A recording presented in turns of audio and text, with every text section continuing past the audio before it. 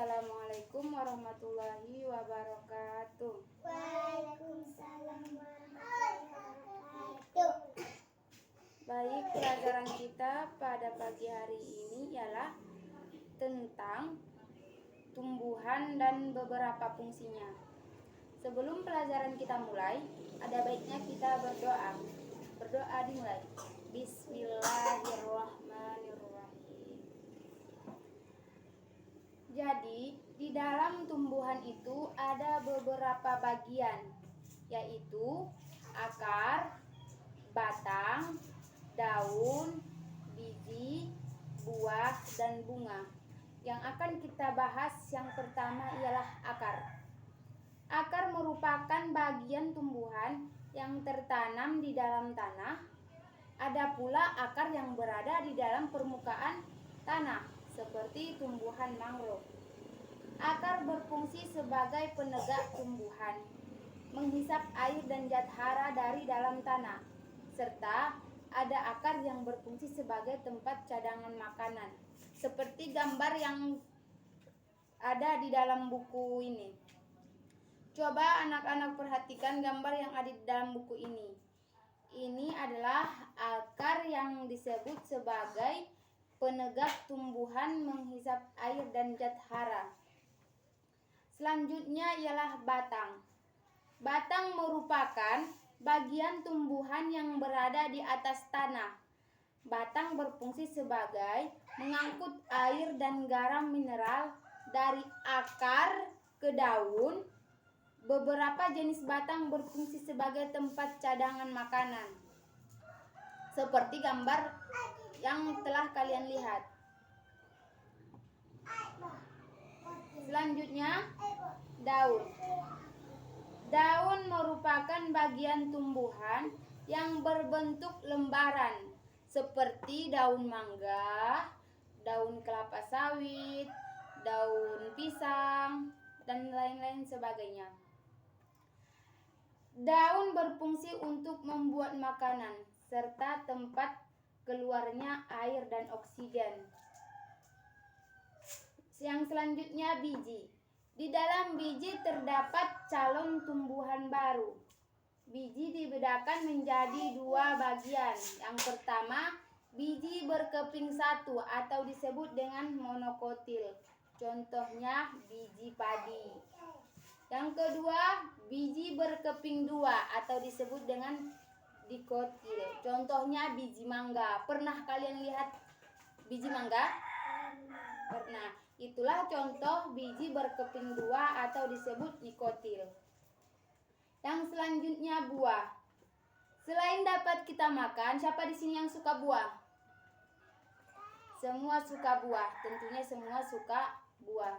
Karena buah banyak manfaatnya ataupun mengandung vitamin, fungsi, menyehatkan tubuh kita. Contohnya wortel. Siapa yang suka wortel? Wortel juga banyak mengandung manfaat. Contohnya bisa, kalau kita konsumsi wortel, bisa nanti penglihatan kita bisa menambah cerah, seperti yang terlihat jauh, jelas kita lihat itu. Selain dapat kita makan, buah berfungsi sebagai pemencar biji tumbuhan. Buah biasanya membungkus daun dan melindungi biji. Ada dia melindungi bijinya dari hama gitu kan. Selanjutnya, bunga. Bunga merupakan alat perkembangbiakan atau alat reproduksi bagi sebagian besar tumbuhan yang akan menghasilkan buah berawal dari bunga. Contohnya seperti di daerah kita, mangga. Mangga itu kalau ingin berbuah pasti keluar bunganya. Habis bunga barulah tumbuh buah. Jadi di dalam pelajaran kita hari ini, kita harus mengetahui tumbuhan itu ada beberapa banyak fungsinya. Perlu kalian ketahui. Contohnya buah kelapa. Buah kelapa itu sering disebut kata orang buah 1000 guna. Mulai dari akarnya, batangnya, daun pelepahnya, buahnya juga, sampai ke